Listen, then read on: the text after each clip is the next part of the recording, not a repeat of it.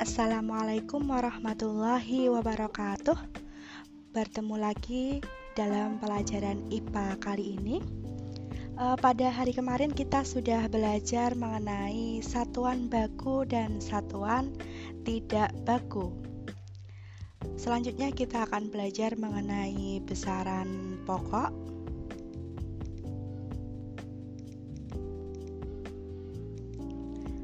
KD pada materi ini masih sama, yaitu menerapkan konsep pengukuran berbagai besaran dan benda-benda di sekitar serta pentingnya penggunaan satuan standar baku dalam pengukuran.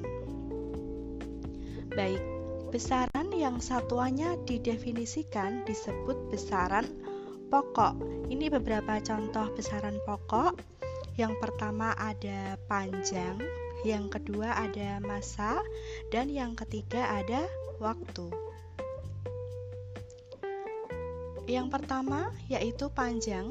Panjang menyatakan jarak antara dua titik.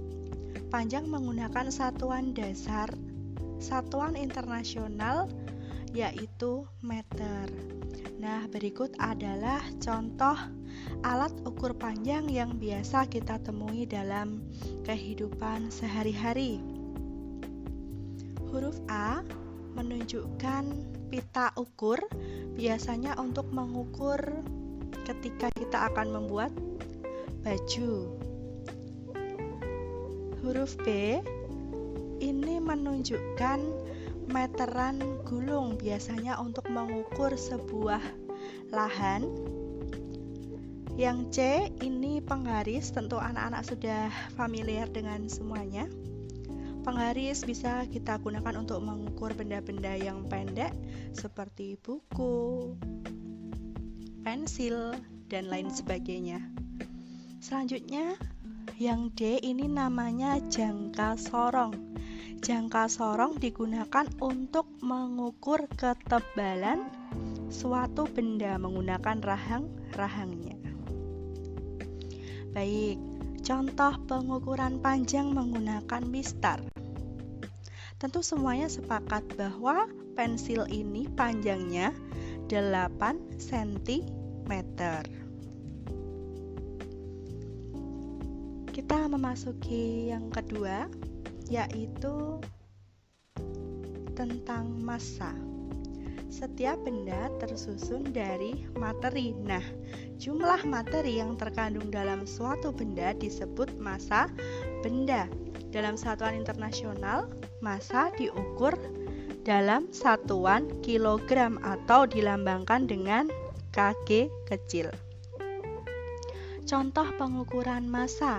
Contohnya, massa tubuh 45 kg dan lain sebagainya. Dalam kehidupan sehari-hari tentu anak-anak sering mendengar berat badanmu berapa, padahal sebetulnya itu bukan berat tetapi massa. Mengapa berat itu tidak sama dengan massa? Kalau massa itu tidak akan berubah meskipun kedudukannya berubah, tetapi jika berat itu sangat tergantung dengan kedudukan benda. Contohnya, berat kita di bumi itu akan beda dengan berat kita di bulan. Satuannya pun beda. Kalau massa menggunakan satuan dasar kilogram, sedangkan berat menggunakan satuan dasar newton. Selanjutnya kita belajar cara mengukur massa. Bisa menggunakan neraca lengan. Ini ada 3 lengan.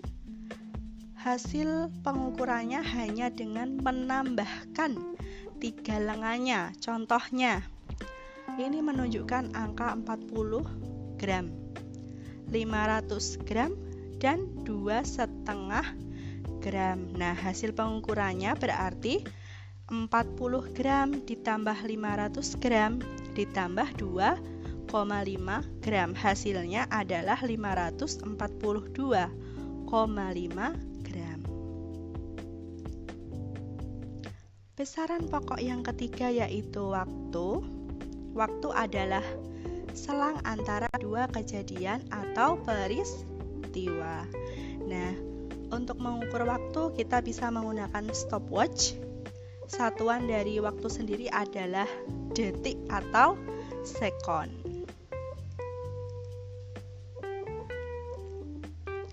Baik, besaran pokok itu ada 7, tadi yang sudah dijelaskan.